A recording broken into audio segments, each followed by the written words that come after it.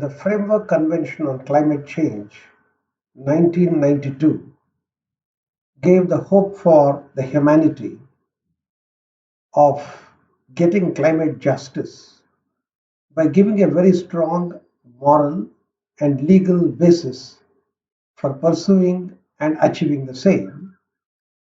The Kyoto Protocol, under it in the year 1997, ended up more as a compromise of different kinds of interests predominated by the convenience of the industrialized nations.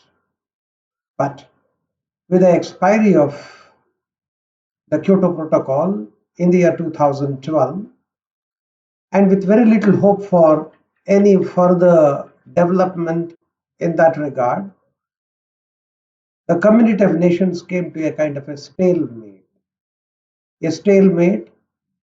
of no future positive development to ensure that climate justice would at some point of time in future would be achieved and the global climatic conditions would get stabilized.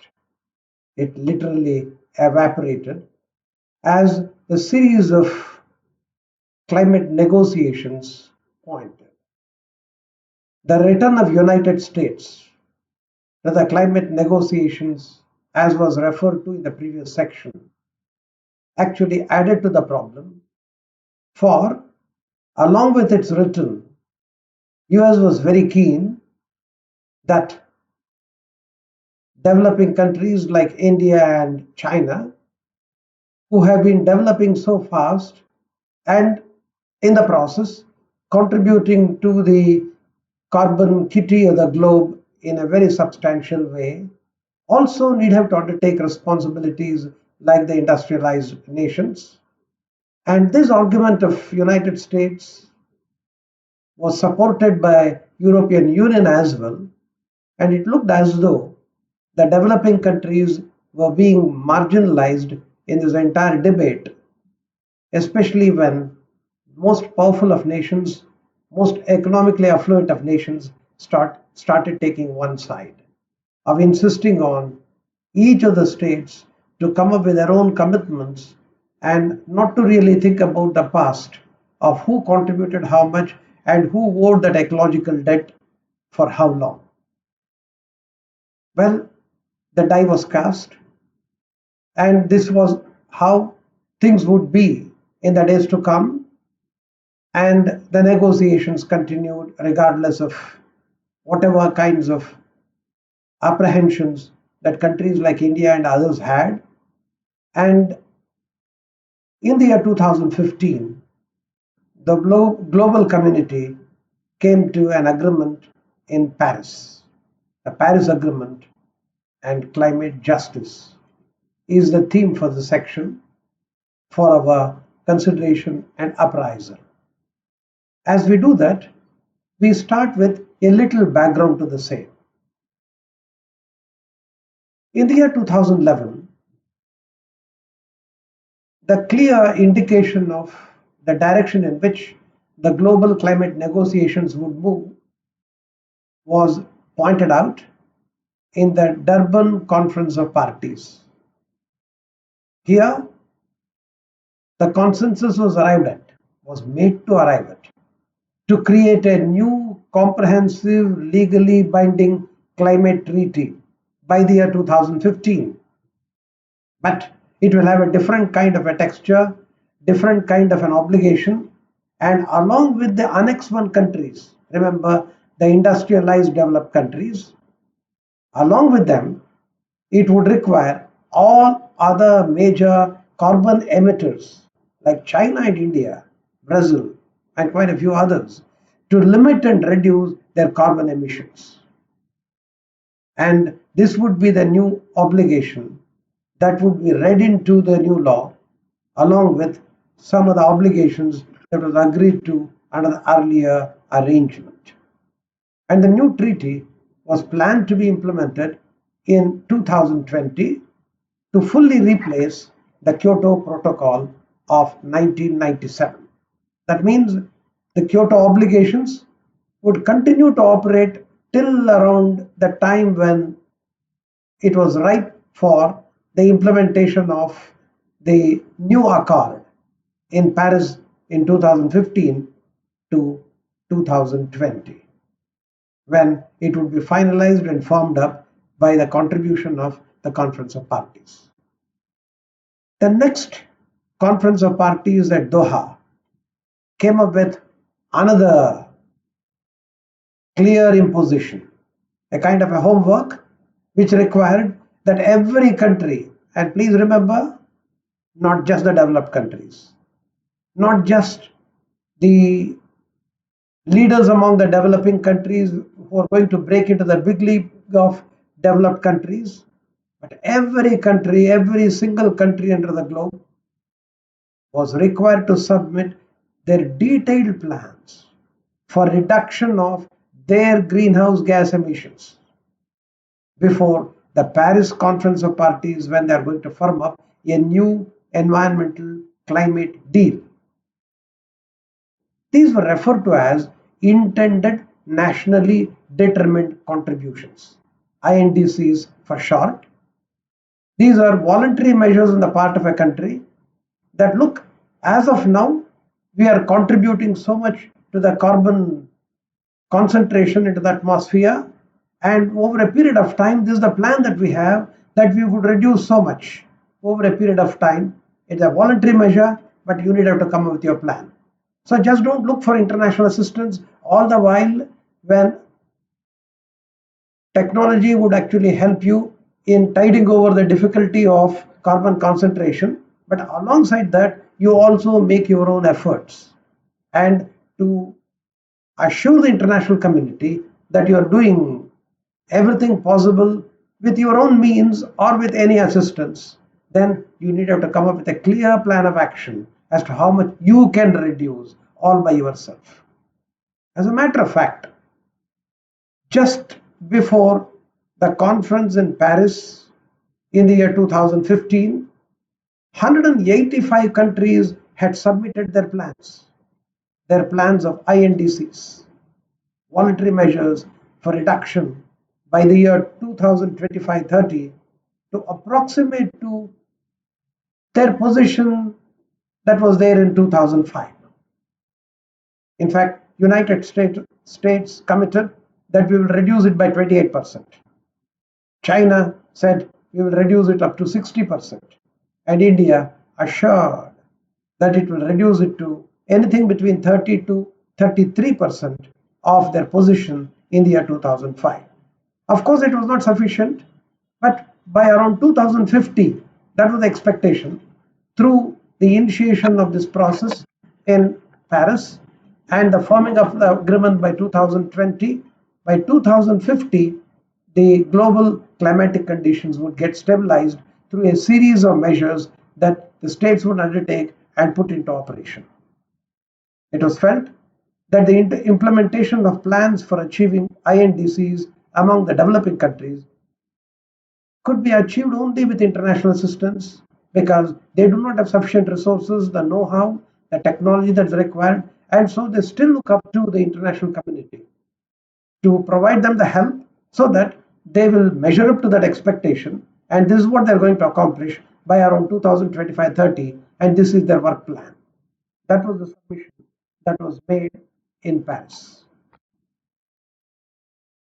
The Paris Agreement, amidst much fanfare, wherein almost all the global leaders converged and participated in the deliberations.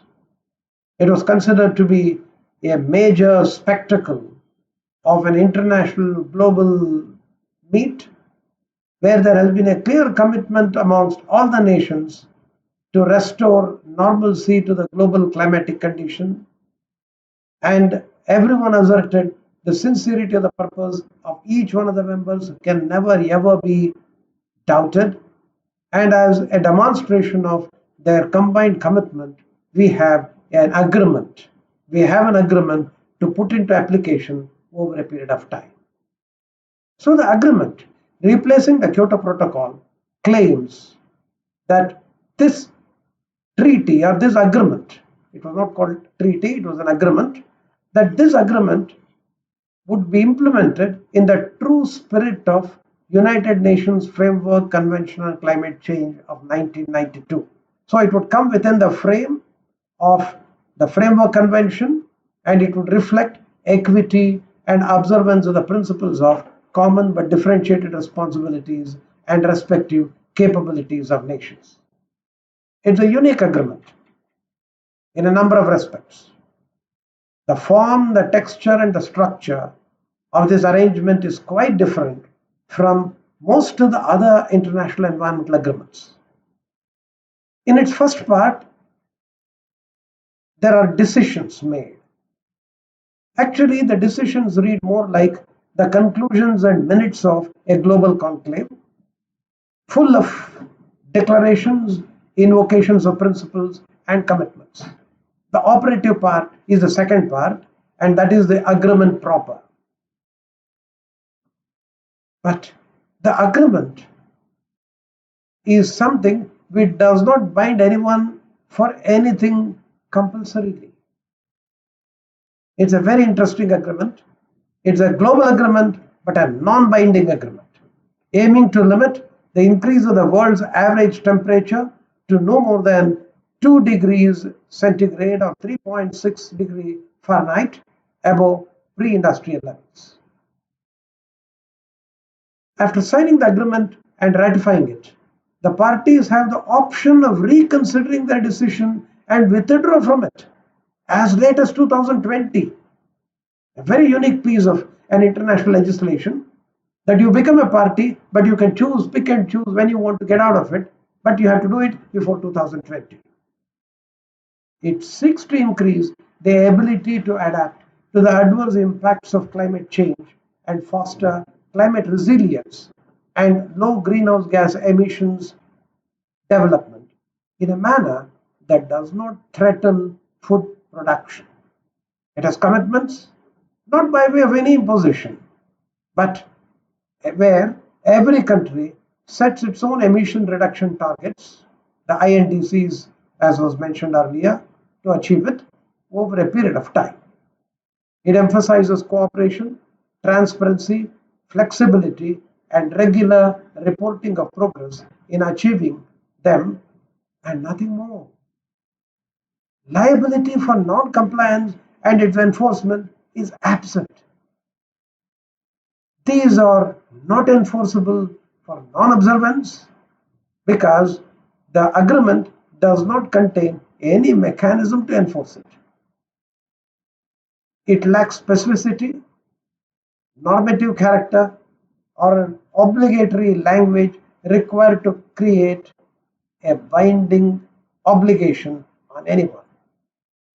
The only thing that it provides for is for naming and shaming system. It, however, contains a set of principles and policy pronouncements, the details of which are still being worked out long after its ratification. The industrialized and developed countries, however, pledged to mobilize $100 billion a year in climate finance by 2020. That means over a period of 5 years, they will be able to raise $500 billion. And they also further agreed that after the agreement comes into force, to commit additionally every year $100 billion for further period of 5 years until 2025 for climate finance. But actually, this is just an assurance on paper. The less developed countries are still hoping that this would become a reality at least before the end of the year 2020. But as reported, by the end of 2018, they could raise only no more than $10.3 billion and no more. The Paris Agreement is a very fragile agreement. United States, the biggest emitter under the earlier dispensation and one of the major emitters even now, has already given a notice of exiting from this arrangement, and that is to come into effect before the end of 2020, because they are not just satisfied with voluntary measures for developing nations, but binding commitments by them is what it is insisting upon. And since that is not happening, it is saying that it's quits for them.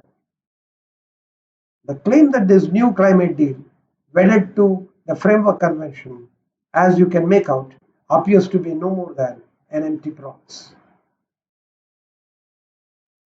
After the agreement was signed and ratified a couple of years later, in terms of the progress that's made in achieving whatever that has been promised, because between 2015 and 2020, there was a promise by all the countries through their voluntary submissions of a plan of action that in the 5 years we will show so much of progress. The progress that has been achieved is not very encouraging. Of course, China reported that it has already achieved 2020 targets by 2017 itself. We all know that we needed to take it with loads of salt. Some of the European Union countries expressed their difficulty in even reaching 60% of what they promised. And the progress of United States was less than clear. A number of international research organizations which have actually monitored this progress very meticulously, they have, however, came up with a discordant note. They found that there has been evidence of a constant increase in carbon emissions and there has been little signs of its abatement, an alarming signal. The development since this agreement has not inspired much confidence in achieving the goal set, ensuring climate justice. Through such negotiations, culminating in the Paris Agreement, it seems, is just a chimera. The most striking aspect that we need to note here, in none of the deliberations, the decisions, action plans, guidance documents evolved, meticulously prepared, there is neither a mention of fixing any liability for non-compliance and enforcement on the real, actual player responsible for climate injustice all the while. That is the industry. It's like an elephant in the room situation. Everyone knows that it is there, but nobody dares to act and take decisive measures in making the corporates environmentally responsible on the climate sector. In contrast to this bleak, uninspiring, and unhelpful situation, there is a whiff of fresh air and hope. Of all countries, India has taken the global leadership now in the renewable energy sector, making earnest efforts in driving the rest of the world by example towards securing climate justice with or without the international climate negotiations support for them as it has panned out in the last 28 years. Lack of support from the global climate negotiations notwithstanding, India is striving ahead in this regard. India makes a very interesting case study, and that shall be the subject matter in the next section of our deliberation to bring to a close our discussion on the climate law and justice, and that's in the next section.